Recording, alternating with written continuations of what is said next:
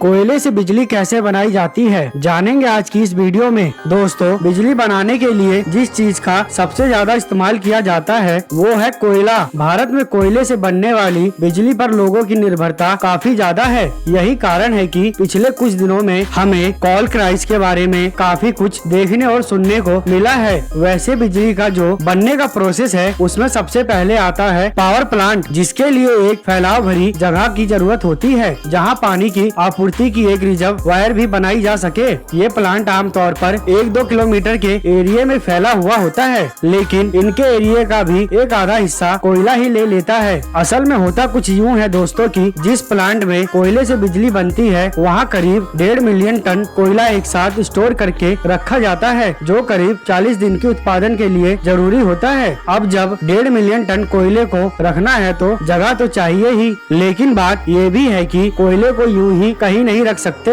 इसीलिए इन्हें एक अलग से कोल यार्ड में व्यवस्थित करके रखा जाता है। सबसे पहले कोयले रेलगाड़ियों में भरकर प्लांट तक आते हैं, फिर एक एक करके सारे डिब्बों को निर्धारित जगह पर लाकर उसे एक मशीन के द्वारा पूरी तरह से पलट देते हैं, जिससे कि उस डिब्बे का सारा कोयला कूल यार्ड के नीचे चला जाता है। फिर नीचे इन्हें लगातार हटाते जाते हैं और एक कन्वेयर बेल्ट की मदद से इन कोयले को आगे की तरफ भेज दिया जाता है, जहां इन्हें एक जगह पर व्यवस्थित ढंग से रखा जाता है। दोस्तों, कोयलों को जब प्यास लगती है तो ये अपने ऊपर धूल इकट्ठा कर लेते हैं। इस वजह से जब हवा बहती है तो सारे कोयले पार्टिकल धूल बनकर उड़ने लगते हैं, जिससे बचने के लिए इन्हें समय समय पर पानी से भिगोया जाता है। इसके बाद इन्हें वापस एक कन्वेयर बेल्ट की मदद से बाउल मशीन में भेज देते हैं, जहां इन पत्थर हो चुके कोयले को छोटे छोटे रेह में क्रश करके पाउडर में बदल दिया जाता है। इन्हें इसलिए पाउडर में बदलते हैं क्योंकि ऐसा करने से इनका सरफेस एरिया बढ़ जाता है, साथ ही कोयले के अंदर जो अशुद्धियाँ होती हैं उन्हें अलग किया जा सके।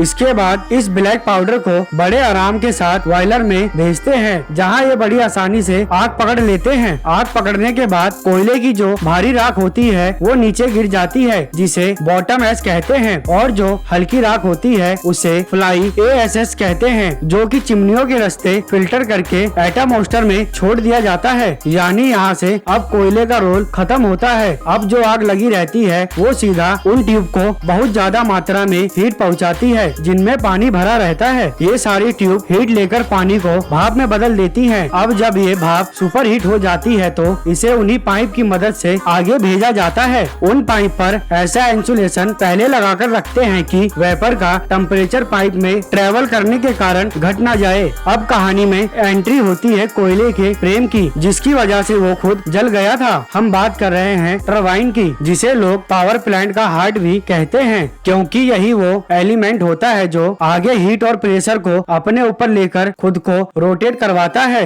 ये रोटेशन इसलिए हो पाती है क्योंकि टेम्परेचर बढ़ने के कारण हाई प्रेशर वेपर जो पाइप से निकलती है वो बहुत तेजी से टरबाइन को हीट करती है। चूँकि टरबाइन हीट करने के बाद भाप ठंडी होने लगती है, इसीलिए जो टरबाइन का पहला पार्ट सबसे पहले भाप के संपर्क में आता है उसे हाई प्रेशर टरबाइन कहते हैं, और जो सबसे आखिरी में उसके संपर्क में आता है उसे लो प्रेशर टरबाइन कहते हैं। अब प्रेशर डिफरेंस के कारण वो टरबाइन रोटेट करना शुरू कर देती है। टरबाइन के घूमने के कारण एक हाई मैकेनिकल एनर्जी जनरेट होती है, जिसे फिर हम एक बड़े जनरेटर में ट्रांसफर कर लेते हैं। बड़े से जनरेटर में होता कुछ यूँ है कि मैकेनिकल पावर के कारण उनके पास जो मैग्नेटिक फील्ड होती है वो डिस्टर्ब हो जाती है, जिसके कारण उनमें बिजली जनरेट होने लगती है, जिसे कहीं स्टोर नहीं करते बल्कि उसकी जगह से उसे स्टार्टअप ट्रांसफार्मर की मदद से आगे के सब स्टेशनों पर ट्रांसफर कर देते हैं। स्टार्टअप ट्रांसफार्मर का मतलब ये है कि बिजली को हाई वोल्टेज करके भेजना, ताकि ट्रेवल के दौरान उसमें पावर का लॉस ना हो। इसे आप इस उदाहरण से समझ सकते हैं कि आपके घरों के पास जो ट्रांसफार्मर लगे होते हैं स्टेप डाउन ट्रांसफार्मर होते हैं, जो ज्यादातर 220 या 240 वाट की बिजली आपके घरों तक पहुंचाते हैं, जबकि इंटरप्ट ट्रांसफार्मर को जो बिजली जाती है वो इन्हीं स्टार्टअप ट्रांसफर से जाती है, जो 1.2 kV की बिजली सप्लाई करती है। प्लांट में अभी एक जरूरी प्रोसेस और होता है, वो ये है कि भाप को फिर से ठंडा करके पानी में बदला जाना। इसके लिए कूलिंग टावर अलग से लगे होते हैं, जो पानी और भाप को ठंडा करने में काम आता है। आपने ऐसा टावर तो देखा होगा, ये सफेद रंग के गोल ऊंचे टावर होते हैं जिसे देखकर लोग बिजली प्लांट का अंदाजा लगाते हैं। इसे पोस्ट क्रेडिट कहते हैं। तो दोस्तों हम मिलेंगे और किसी नई वीडियो के साथ, तब तक के लिए नमस्कार। वीडियो देखने के लिए थैंक्स।